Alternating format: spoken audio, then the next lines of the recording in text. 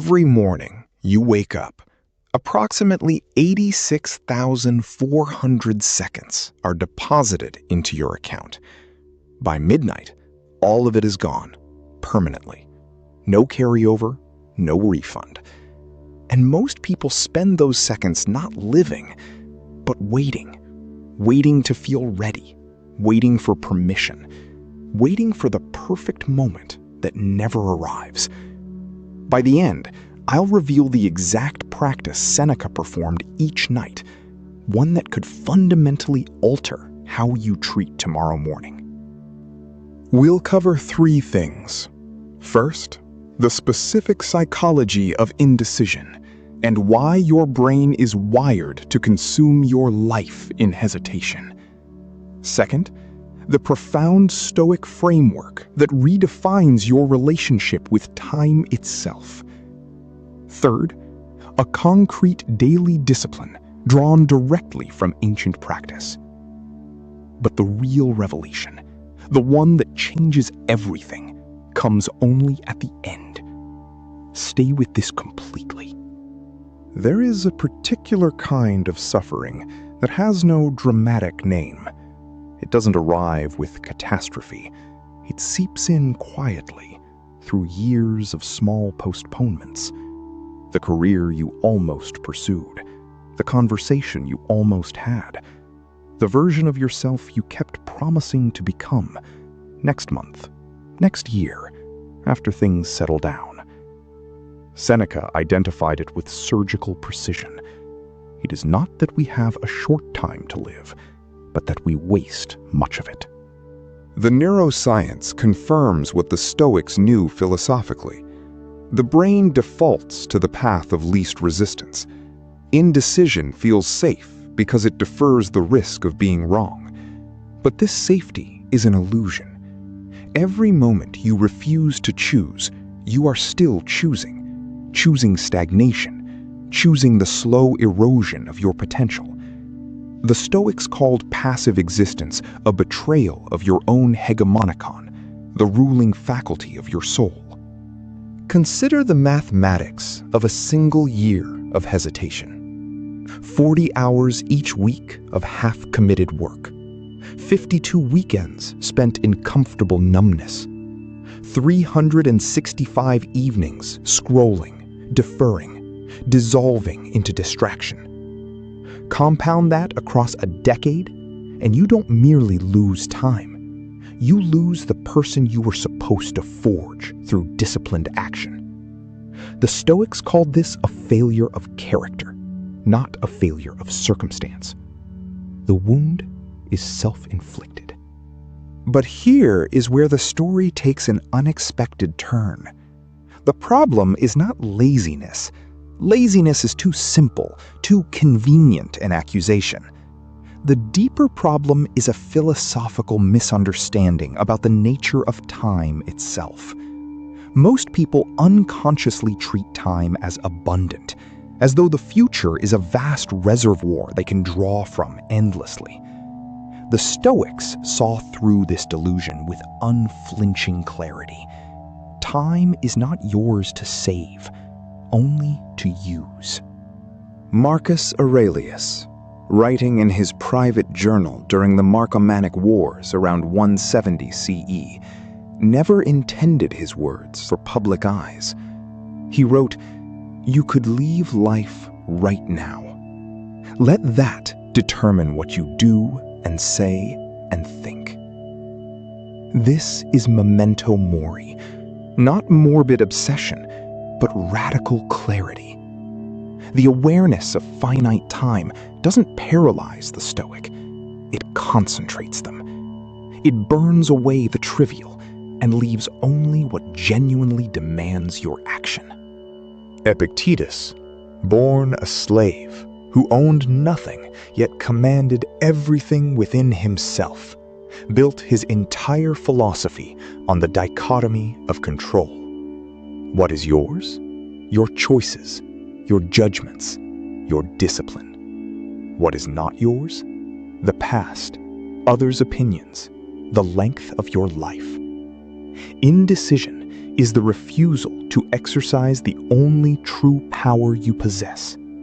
Every moment you delay a genuine choice, you surrender your hegemonicon to circumstance. You become a passenger in your own existence. And if this is stirring something real in you, subscribe. What arrives next on this channel goes even deeper into Stoic practice. The Stoics developed a concept called prosoche, vigilant attention to one's own ruling faculty. Not scattered awareness, but a deliberate, disciplined examination of where your attention is directed moment to moment. Indecision thrives in the absence of prosoche.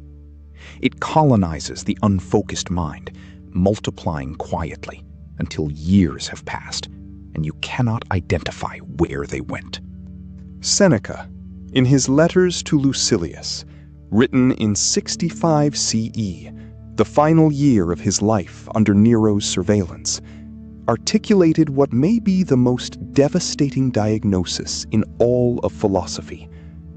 Omnia Lucili aliena sunt, tempus tantum nostrum est.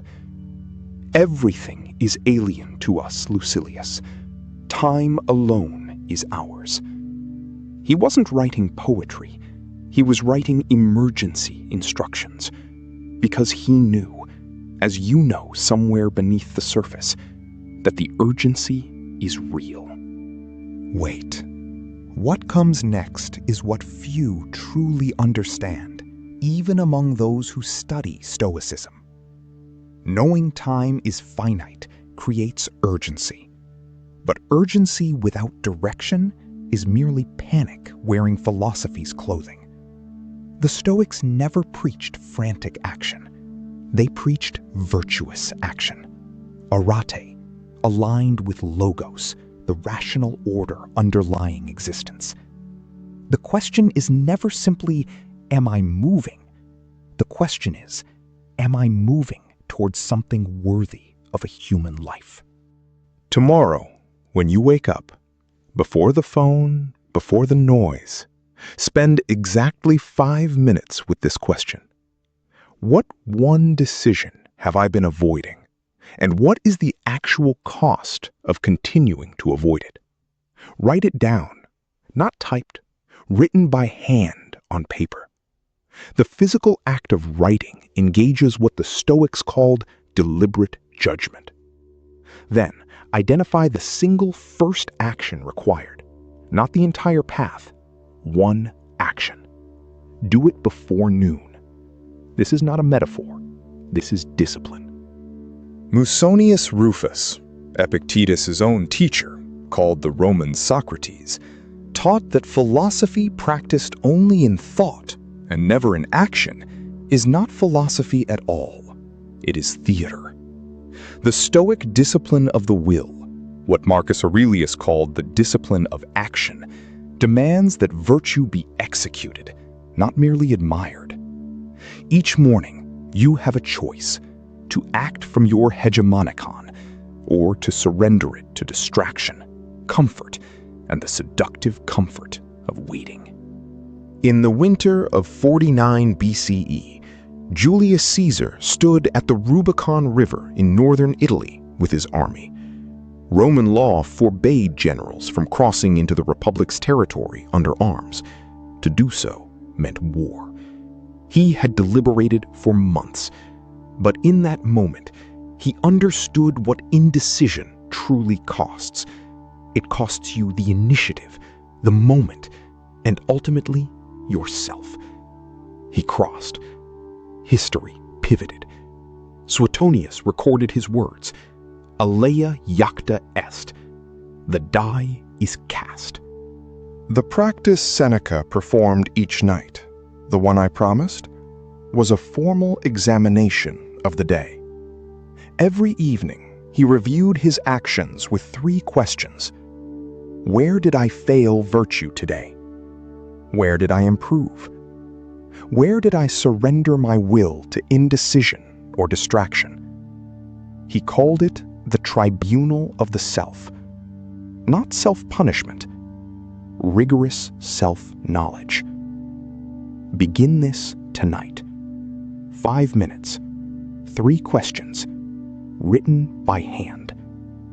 This is how a Stoic converts regret into precision. Time will not negotiate. It will not wait while you become comfortable with who you need to become. The Stoics were not optimists. They were clear-eyed practitioners of arete, in full awareness of impermanence. You began this with 86,400 seconds today. How many remain? The tribunal of the self begins tonight. If this reflection moved you, subscribe. Tomorrow we examine what Marcus Aurelius wrote each morning before dawn and why it changed everything. Does your day deserve that same clarity?